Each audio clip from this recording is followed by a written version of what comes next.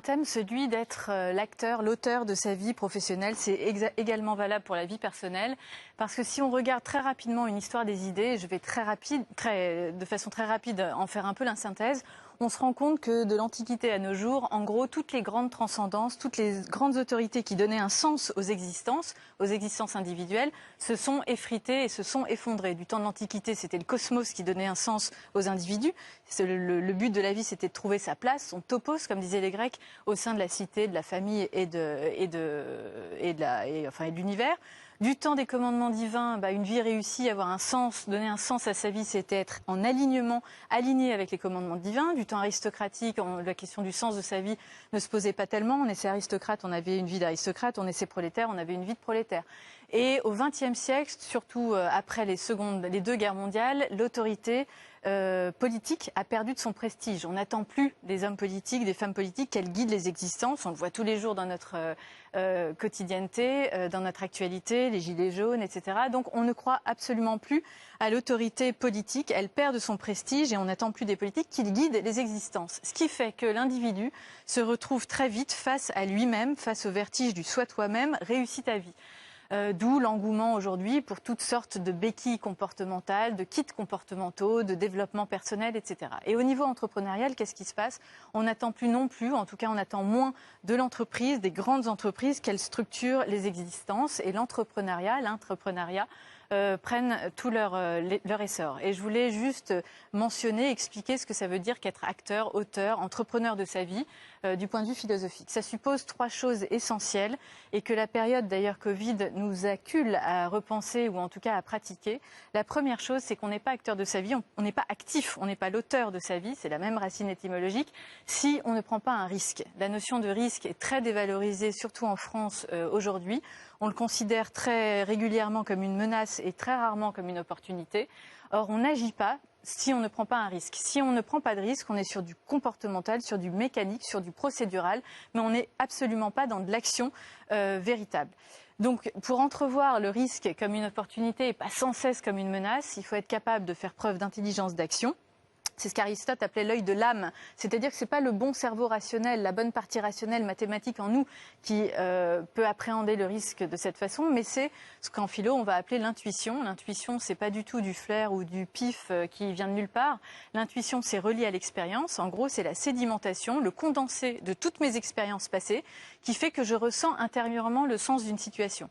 Un capitaine qui a de l'intuition, c'est celui qui a suffisamment navigué, qui a suffisamment d'expérience pour ressentir intérieurement le sens de la situation et se dire je suis capable de prendre un risque et parfois il y a moins de risques à en prendre un qu'à ne pas vouloir en prendre du tout. C'est exactement ce qui s'est passé avec le pilote qui a améri sur l'Hudson. Bien sûr qu'il n'est pas inscrit dans la procédure aéronautique amérissée sur l'Hudson. Simplement, le pilote a eu suffisamment d'intelligence d'action, suffisamment d'intuition et donc suffisamment d'expérience pour se dire là, il y a moins de risques à prendre cet énorme risque, amérir sur l'Hudson, plutôt qu'à ne pas en prendre du tout. Il a sauvé son équipage, il a sauvé ses passagers, mais on est dans une telle logique procédurale qu'il était encore il y a quelque temps en procès pour justifier qu'il ne serait pas parvenu au même résultat en suivant la procédure. C'est là qu'on tombe dans l'absurdie. La procédure est quelque chose de très utile quand elle vient seconder, aider l'action humaine, mais quand elle devient le sommet des priorités au détriment du sens de ce qui est entrepris, c'est là qu'on tombe dans l'absurdie et qu'on n'est plus du tout l'auteur, l'acteur de sa vie, mais qu'on devient une machine, et une machine assez bas de gamme, puisque l'intelligence artificielle aujourd'hui fait déjà beaucoup mieux que nous sur le plan purement rationnel. Donc, être un acteur, être l'acteur de sa vie, ça suppose de savoir prendre des risques, donc ça suppose de faire preuve d'intuition, d'intelligence d'action. Et concrètement, ça veut dire savoir jouer avec les aléas, jouer avec les contingences et prendre des risques quand le sens de la situation l'exige, l'impose. Deuxièmement, l'action, on n'est pas un auteur, on n'est pas l'acteur véritable de sa vie si on ne peut pas répondre à la question du pourquoi je fais ça. Tout projet, toute entreprise, au sens vraiment de projet, suppose un questionnement sur le sens, c'est-à-dire sur la finalité de ce qu'on fait. Aujourd'hui, on traverse une crise de sens assez colossale pour plusieurs raisons. C'est plurifactoriel, mais je vais donner 2 raisons qui me semblent les plus éclairantes. Un, comme je l'ai dit en introduction, c'est une chute progressive des transcendances qui donnait des sens aux existences qui s'effritent. Donc, l'individu est seul à devoir trouver un sens à son existence. C'est beaucoup plus difficile que d'avoir un sens qui est donné de l'extériorité par une transcendance, par une hétéronomie. Là, il faut, à partir de soi-même, trouver un sens à sa vie, ce qui est beaucoup plus compliqué. C'est un effort de la pensée, un effort psychique. Et la deuxième raison qui est plus économique d'une certaine façon, j'emprunte le raisonnement à Heidegger qui l'utilise pour le XXe siècle, je le transpose de façon anachronique au XXIe, et il nous dit en gros au XVIIe, XVIIIe, XIXe siècle, toutes les entreprises, les techniques, les technologies, les sciences avaient deux finalités extérieures, elles avaient deux sens, c'était de rendre l'homme plus libre et plus heureux. On cherchait en progressant, on cherchait à sortir l'homme d'un certain obscurantisme religieux et on cherchait à prévenir les catastrophes naturelles pour avoir une vie plus apaisée, plus sereine. Au XXe siècle, nous dit Heidegger, on est rentré dans l'univers de la technique. C'est-à-dire que ce qui mène la danse pour les entreprises, c'est certainement pas ses finalités extérieures, rendre l'homme plus libre et plus heureux, c'est plus du tout ça. C'est le marché économique, c'est la concurrence généralisée. Pourquoi Apple fait l'iPhone 10, 11 ou 12 ? C'est parce que si Apple ne fait pas ça, Huawei ou Samsung engloutissent Apple. Donc pour résister sur le marché économique, pour résister face à la concurrence généralisée, les entreprises sont obligées de se techniciser et de techniciser leur métier et leurs fonctions. D'ailleurs, on parle beaucoup moins de métier, c'est presque un mot qui est devenu ringard. On parle de fonction, de poste, et on voit à quel point ça s'est technicisé, même dans le vocabulaire. Mais la technique, c'est quoi ? Quand je dis pour résister sur le marché, les entreprises sont obligées de devenir de plus en plus techniques, de plus en plus à la pointe. Mais la technique, c'est quoi ? C'est l'inverse du sens. Une technique, c'est un moyen. Le sens, c'est une fin en soi, c'est une finalité. Quand j'apprends une technique pour jouer du piano, je vais apprendre le solfège. Le solfège est une technique, mais c'est certainement pas la finalité. La finalité, c'est jouer du jazz, du classique, de la variété. Si j'apprends une technique pour jouer au golf, je vais faire du practice, je vais prendre des cours, je vais répéter mon swing, mais la finalité, c'est certainement pas de faire du practice, c'est d'aller jouer sur le parcours. Donc la technique, c'est toujours un moyen, c'est jamais une fin en soi. Les métiers, les fonctions, les postes se technicisant de plus en plus se définalisent presque automatiquement. Et j'en veux pour preuve, vous avez vu les intitulés de postes comme moi qui deviennent de plus en plus incompréhensibles parce qu'ils se définalisent et parce qu'ils sont de plus en plus techniques. Donc on traverse une crise de sens parce qu'on est dans cet univers de la technique. Il ne s'agit pas du tout de le critiquer moralement, de le juger moralement ou hiérarchiquement, d'en faire une hiérarchie morale. Ce n'est pas du tout ça l'enjeu, mais c'est de se dire voilà, le constat c'est ça, on devient de plus en plus technique, donc on définalise, on perd de vue le sens de ce qu'on fait.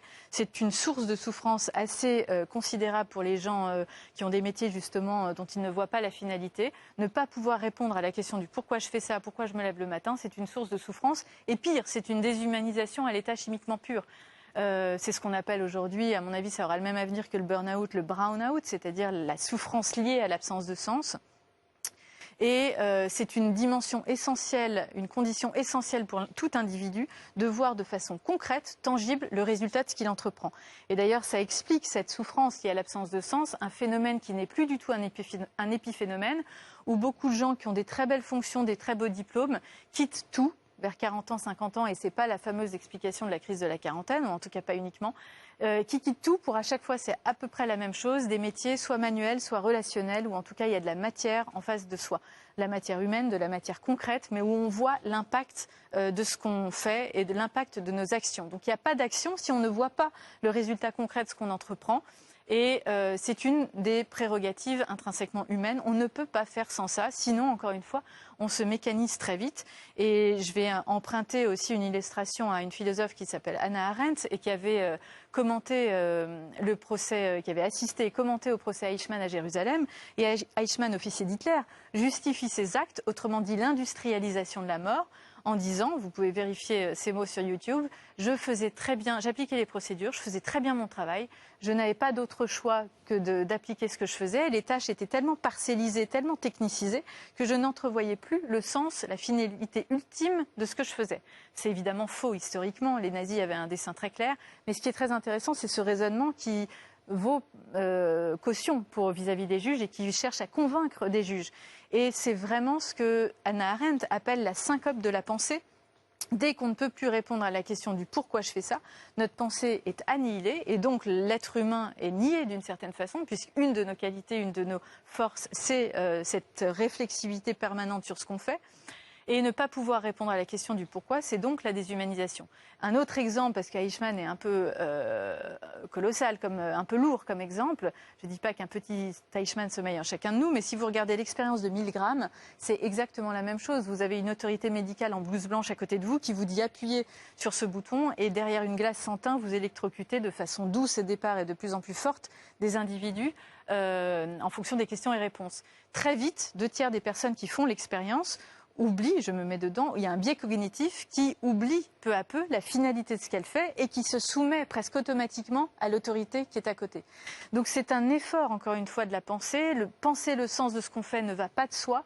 Le fameux bon sens, c'est quelque chose qui se cultive, qui se travaille. Il y en a qui qui musclent leur biceps. La pensée se muscle aussi, se travaille aussi. Et donc c'est un effort psychique de toujours poser cette question de la réflexivité de ce qu'on fait. Quelle est la finalité de ce que je fais? Trop souvent, et dans notre contexte actuel, on le voit de façon flagrante, on applique pour appliquer, mais on ne sait plus vraiment pourquoi on applique, mais on le fait quand même parce que c'est l'ordre donné et parce que c'est l'autorité qui l'a imposé. Mais ça, c'est se nier en tant qu'être humain et c'est se nier en tant qu'acteur de sa vie, acteur de sa pensée. Donc le sens, c'est la deuxième qualité absolument intrinsèque qu'il faut maintenir quand on est vraiment l'auteur de sa vie, c'est de toujours pouvoir répondre à la question du sens de ce qu'on fait. Si on ne peut pas répondre, ne pas le faire d'une certaine façon, parce que c'est encore une fois nier son esprit et toute son intelligence humaine.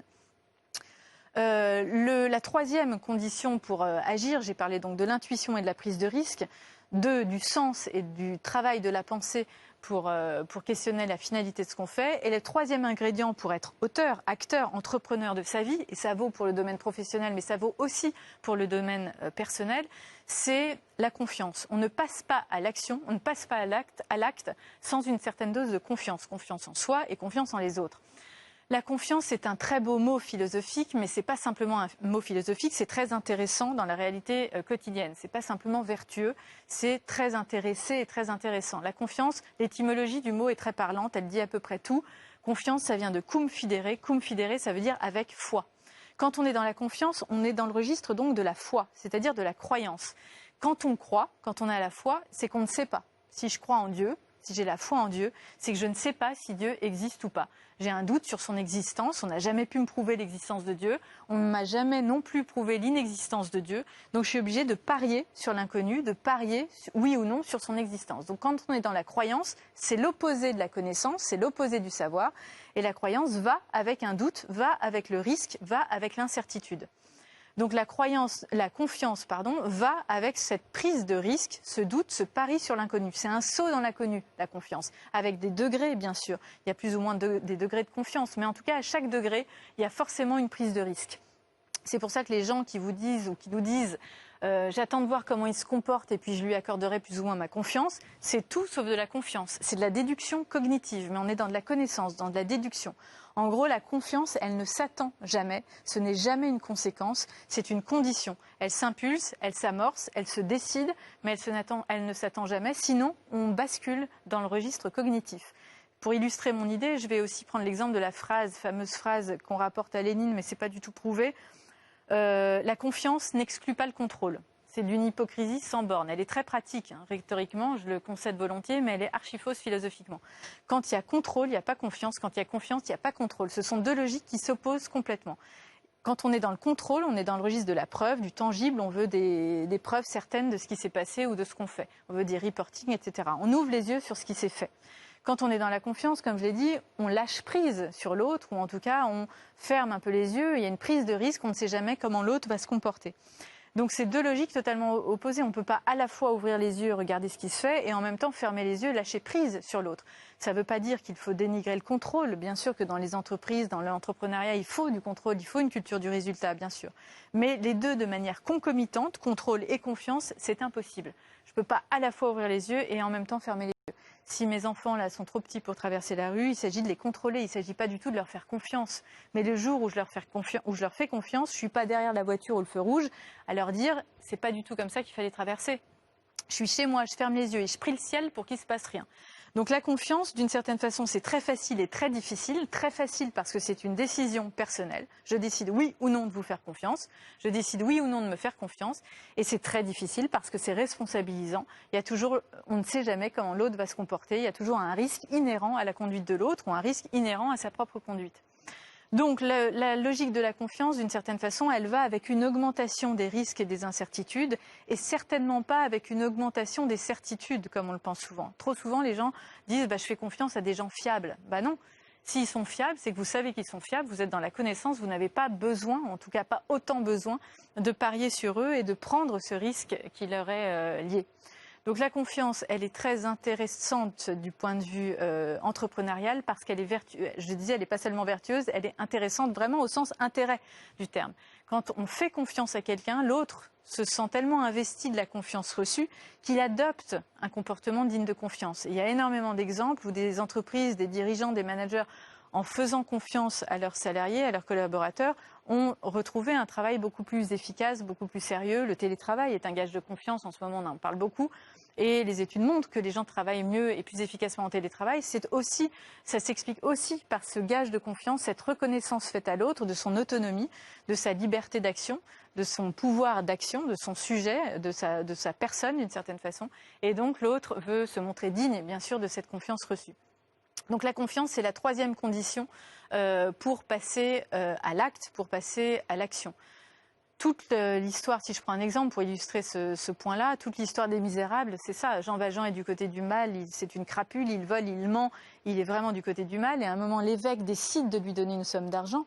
Et Jean Valjean va se sentir tellement investi de cette confiance reçue qu'il va adopter progressivement, s'il vole un chandelier ou deux, mais enfin, il adopte progressivement un comportement digne de confiance. Et c'est exactement la même chose entre relations entre partenaires, entre clients, entre dirigeants et salariés, peu importe, où que ce soit, la confiance est vertueuse, est intéressante parce qu'on récolte beaucoup plus qu'on ne donne. En tout cas, c'est un échange. C'est très difficile de faire confiance aujourd'hui dans notre contexte parce qu'on a tendance à tout contractualiser. Or, le contrat, c'est exactement l'opposé de la confiance. Le contrat, c'est une relation symétrique qui rend plus ou moins prévisible l'avenir. Si on signe un contrat entre nous, on sait très bien ce qui se passera en cas de défaillance, de trahison, de déception, etc. Donc c'est symétrique et ça rend prévisible.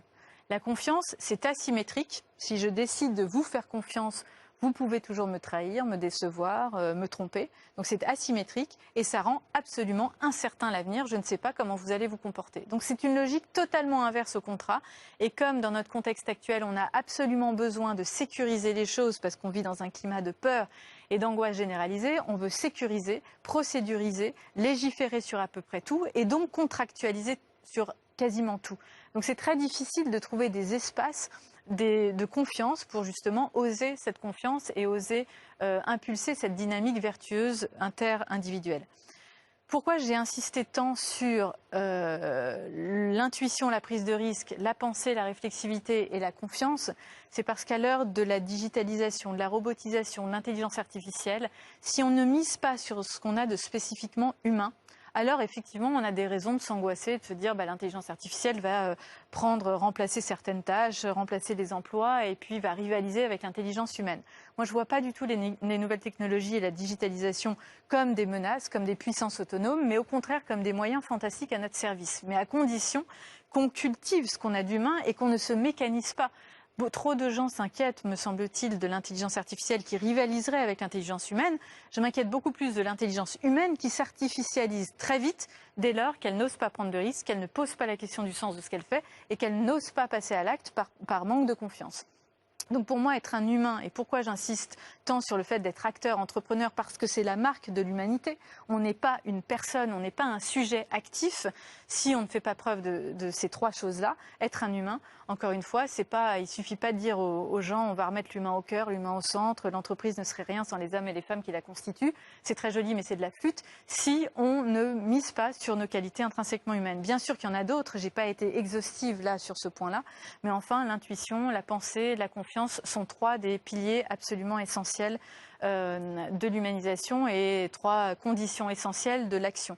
Donc encore une fois, je ne vois pas du tout l'innovation, la digitalisation comme une rivalité possible de l'humanité, mais pour en faire vraiment des moyens à notre service et pas des puissances autonomes, il faut cultiver ce qu'on a de spécifiquement humain. Encore une fois, l'innovation, pour moi, ce n'est pas en revenant sur des innovations qu'on va progresser. Il y a une forme de décroissance, d'écologie décroissante qui mise un peu sur ce terrain-là. Pour moi, c'est un très mauvais pari.